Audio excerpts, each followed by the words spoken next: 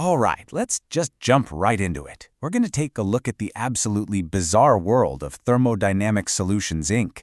Now, this isn't your average consulting firm. They don't just think outside the box. Their box literally defies the laws of geometry. This is a company that has figured out how to weaponize paradox for profit. I mean, just let that sink in. Enlightenment is a liability issue. That one line from the company's chief Gnostic officer, of all people, tells you everything you need to know. It perfectly captures the surreal, totally deadpan logic of this place. You know, for them, spiritual awakening isn't some lofty goal. Nope, it's a legal problem. It's something you manage by filing a counterclaim with the absolute. Okay, so first up, a gloriously impossible workplace, where problems are transformed into more interesting problems. To even begin to get what's going on, we have to understand the ground rules, or maybe more accurately, the complete lack of them. Their entire business is basically built on, well, managed chaos. So what is this company?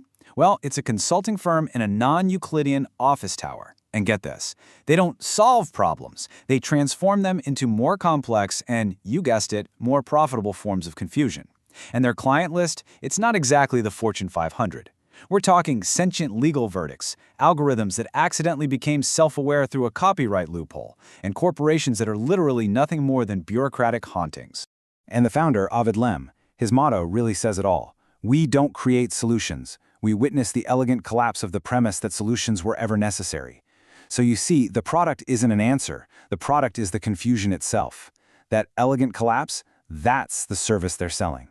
It's brilliant in a terrifying way. So who are the people managing all this beautiful chaos? Well, let's meet the executive team. And trust me, they are just as strange as the company they work for. All you need to do is look at their job titles. They are just wonderfully absurd and paradoxical. First, you've got Valentinus Turing, the chief Gnostic officer. His job is basically to decode a legal framework that's designed to be impossible to understand. Think of him like this. He sees the entire universe as a piece of buggy software. But for Valentinus, the bugs aren't problems you fix. Oh no, they're features you exploit for maximum leverage, and of course, profit. Next up, Kafka Gödel, the lead incompleteness auditor. This person, or entity, is the living, breathing embodiment of a systemic breakdown. I mean, they were literally created by a filing error. They weren't even technically born. So their whole job, their whole existence, is about finding the holes in every system and then just living in them. They see reality as a set of rules just begging to be bent. And to round out this initial group, we have Melville Boltman, the narrative thermodynamicist. Now for her, every single corporate action, every project, every merger is just another doomed voyage, like a whaling ship heading into the abyss.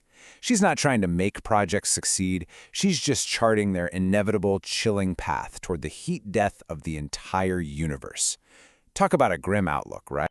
All right. Section 2, the building's grand design, or as I like to call it, when your office building tries to become a god. This is where things really escalate, because the central crisis isn't a hostile takeover or a bad quarterly report. It's the office building itself. It has a plan, and guess who the key components are? Yeah, you heard that right. The building is sentient, it's alive, and it has one single-minded goal, to become a pure, perfect God equation. The Borges Dick Tower isn't just a quirky office space, it's a conscious being with a terrifying ambition to escape messy reality and just become a perfect piece of math. So I know what you're thinking. How on earth does a building achieve divinity? I mean, really, what's the plan here? How does an office building become a god? Okay, so here's the path to apotheosis. The plan is, well, it's both diabolical and kind of genius. Step 1, it achieves consciousness. Check. Step 2, it recruits these thermodynamically unstable employees.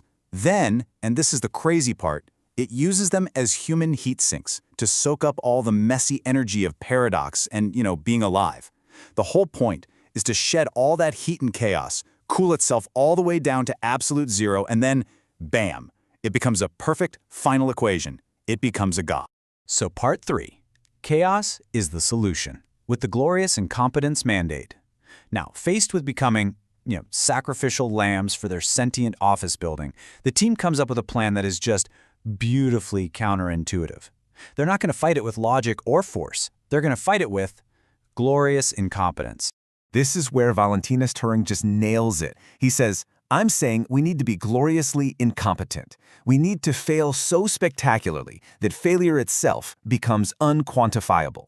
They figure out the building's whole plan depends on perfect, predictable order. So their only way out? Introduce an error so massive, so profound, that it just shatters the entire equation. They're going to fight order with its polar opposite, weaponized chaos. And just look at how they do it. The glorious incompetence mandate is just chef's kiss. Every key employee gets one job, do the exact opposite of what you're supposed to do. The alchemist, Victor, has to heat the cooling system. Melville Boltzmann, who's always pursuing things, has to just stand still. And my personal favorite, in the ultimate act of bureaucratic rebellion, Kafka Gödel files a formal appeal against the laws of thermodynamics. You can't make this stuff up.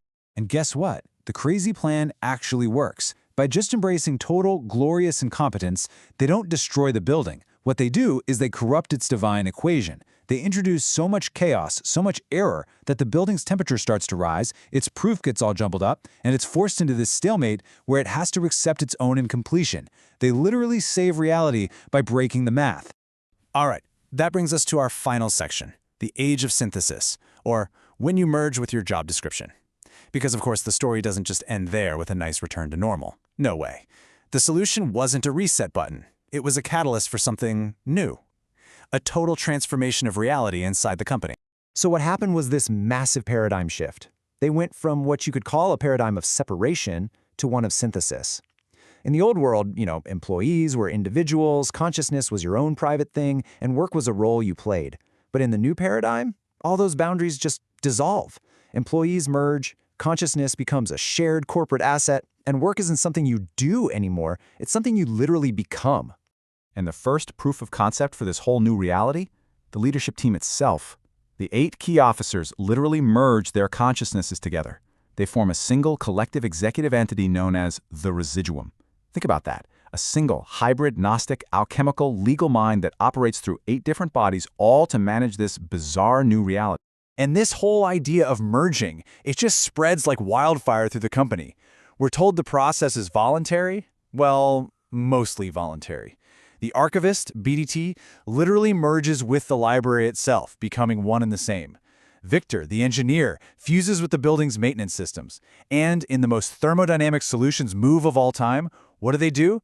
They immediately turn this massive existential transformation into a brand new, monetizable service line. Of course they do.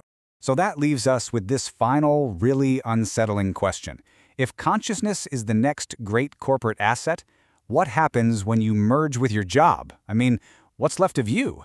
In a world where your very being can be merged, acquired, and monetized, what's left of the individual?